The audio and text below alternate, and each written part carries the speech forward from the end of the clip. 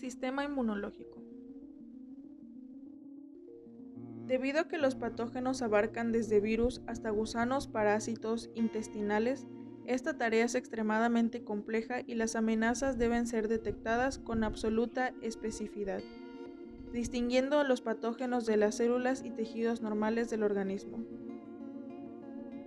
A ello, hay que sumar la capacidad evolutiva de los patógenos que les permite crear formas de evitar la detección por el sistema inmunológico e infectar al organismo hospedador. Las células inmunitarias se originan a partir de células madre pluripotenciales que se encuentran en la médula ósea, a través de dos grandes líneas linfoide que dan origen a los linfocitos B y linfocitos natural killer, y la línea mieloide que se encarga de la producción de fagocitos, monocitos macrófagos, neutrófilos y otros tipos celulares como los glóbulos rojos y plaquetas. Linfocitos T. Una parte de las células precursoras linfoides de la médula ósea emigran al timo, donde proliferan y se diferencian para adquirir las características celulares de los linfocitos T. Las células T tienen un receptor de membrana de estructura similar a las inmunoglobulinas. Plaquetas. Estas son conocidas también como trombocitos. Son fragmentos de células sanguíneas. Parte de estos se conforma en la médula ósea. Las plaquetas juegan un papel importante en la coagulación de la sangre. Normalmente, cuando uno de los vasos sanguíneos se rompe, comienza a sangrar, y las plaquetas se coagulan para poder taparlo. Los macrófagos son células de vida más larga que los neutrófilos, meses e incluso años. Estos poseen un núcleo en forma de herradura. En su citoplasma se ve un abundante retículo endoplasmático rugoso y un gran número de mitocondrias. Están especialmente adaptados para luchar contra virus, bacterias y protozoos intracelulares. Los macrófagos se forman con la diferenciación de monocitos, uno de los grupos mayores de glóbulos blancos del sistema inmune. Cuando hay daño tisular o infección, los monocitos salen de la corriente de la sangre y se incorporan al tejido o el órgano afectado y experimentan una serie de cambios para convertirse en macrófagos. Estos macrófagos pueden modificarse para formar diversas estructuras para luchar contra diversos microbios e invasores. De esta manera, los macrófagos ofrecen una primera línea de defensa en la protección del ordenador principal contra las infecciones. Eritrocitos, llamados también hematíes o glóbulos rojos, son los elementos formes más numerosos de la sangre. Tienen un tamaño bastante uniforme y la forma de discos bicóncavos, por lo que al observarlos en el microscopio se aprecia una zona central más clara. Reciben su nombre porque en grandes cantidades le proporcionan un color rojo a la sangre. Monocitos son un tipo de glóbulos blancos, la mayor de las células de la sangre producida por la médula ósea, encargada de las defensas inmunitarias. Circula en primer lugar en la sangre antes de entrar en los tejidos donde se convierte en macrófago. Su núcleo es excéntrico e irregular, por lo general puede tener forma ovoide o reniforme, y muestra una depresión profunda. Poseen un citoplasma abundante en el cual pueden observarse gránulos azurófilos. Neutrófilos. Un neutrófilo es un tipo de glóbulo blanco y un tipo de fagocito. Son leucocitos de tipo granulocito, también denominados polimorfonucleares. Su función principal es la fagocitosis de bacterias y hongos. Los neutrófilos normalmente se encuentran en el torrente sanguíneo, pero durante el inicio agudo de la inflamación, particularmente como resultado de infección bacteriana, son uno de los primeros migrantes hacia el sitio de inflamación, primero a través de las arterias, después a través del tejido intersticial. Son las células predominantes en el pus. Eosinófilo. Un eosinófilo es un leucocito de tipo granulocito pequeño derivado de la médula ósea, que tiene una vida media en la circulación sanguínea de 3 a 4 días antes de migrar a los tejidos, en donde permanecen durante varios días. Estas proteínas granulares son responsables de muchas funciones proinflamatorias, principalmente en la patogénesis de las enfermedades alérgicas, como célula efectora de hipersensibilidad inmediata, así como en la muerte de parásitos. Una de las enzimas más importantes que contienen sus gránulos es la histaminasa, que se encarga de hidrolizar la histamina, regulando así la respuesta alérgica. Basófilos. Los basófilos son el tipo menos común de los granulocitos, un tipo de glóbulo blanco o leucocito. Son los principales responsables de la respuesta alérgica y antígena, liberando una sustancia llamada histamina. En individuos sanos representan alrededor del 0,01% al 0,3% del número total de glóbulos blancos de la sangre. Los recuentos de basófilos pueden variar dependiendo del paciente y la situación. En una persona sana, el recuento es normalmente muy bajo. Basófilos altos.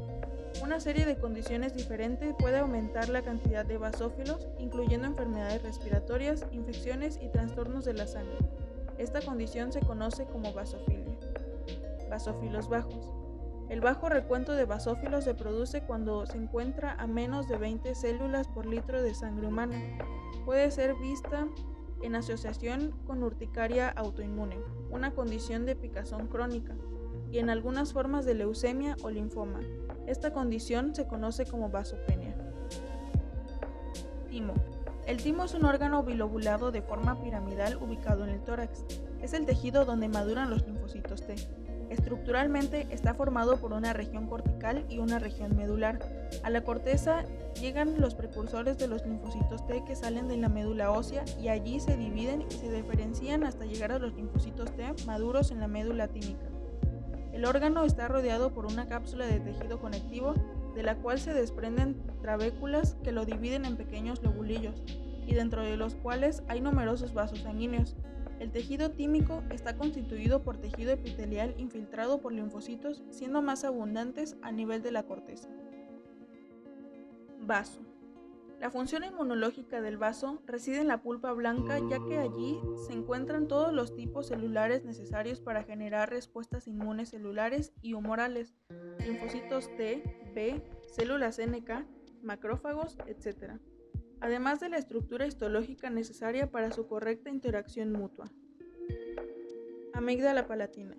En ellas, el tejido linfoide forma una banda bajo el epitelio pluriestraticado pavimentoso, banda que contiene nódulos linfáticos, en general con centros germinativos. Cada amígdala tiene de 10 a 20 invaginaciones epiteliales que penetran profundamente en el parénquima, formando las criptas. Estas criptas contienen células epiteliales descamadas, linfocitos vivos y muertos, y bacterias, pudiendo aparecer como puntos purulentos en la amigdalitis. Separando el tejido linfoide de los planos profundos, hay una banda de tejidos conjuntivo denso, la cápsula amigdalina, que representa una barrera a la propagación de las infecciones de las amígdalas. Adenoides. Su función se limita a los primeros años de vida, hasta que el niño desarrolla su sistema de defensas y sirven principalmente como un filtro para defender las vías respiratorias superiores de las agresiones externas, ya sean virus, bacterias o gérmenes. Placas de Peyer.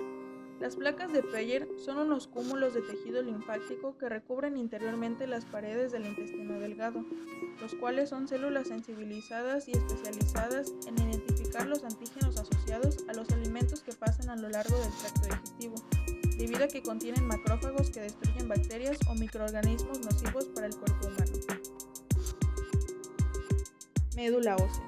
La médula ósea roja es el lugar donde se produce la sangre, hematopoiesis, porque contiene las células madre que originan los 3 tipos de células sanguíneas, que son los leucocitos, hematíes y plaquetas. Vasos linfáticos. Los vasos linfáticos son canales delgados y diminutos que transportan material de desechos y células del sistema inmunitario en un líquido llamado linfa. Se distribuyen por todo el cuerpo llenando los espacios intersticiales de las células y desembocan en pequeñas estaciones llamadas ganglios linfáticos hasta terminar en la circulación venosa sistemática. Los vasos linfáticos forman una red de conductos que se inician en el intersticio y que desembocan progresivamente en otros conductos de mayor tamaño, formando colectores que desaguan en el torrente circulatorio sanguíneo a nivel de la base del cuello, en el ángulo formado por las venas yugular interna y subclavia.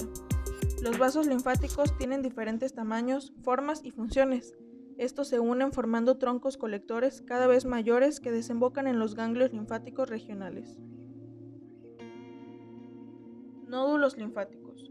Los nódulos linfáticos o ganglios linfáticos, como a veces se les denomina, son estructuras ovales y pequeñas, del tamaño de una judía. Generalmente se encuentran en racimos cerca de las venas en puntos estratégicos a lo largo de los vasos linfáticos medianos cerca de la rodilla, codo, axila, ingle, cuello, abdomen y pecho. La sangre se limpia y filtra en estos nódulos y los glóbulos blancos se acumulan allí cuando hay una enfermedad. Este proceso de filtrado previene la introducción en el sistema circulatorio sanguíneo de bacterias, células cancerosas u otros agentes infecciosos. Los nódulos linfáticos son los centros de producción y almacenamiento de algunos glóbulos blancos, llamados linfocitos y monocitos, elementos importantes en el mecanismo inmunológico del organismo. Durante cualquier tipo de infección, los nódulos se dilatan en el área de drenaje debido a la multiplicación de linfocitos que tienen lugar en esos nódulos.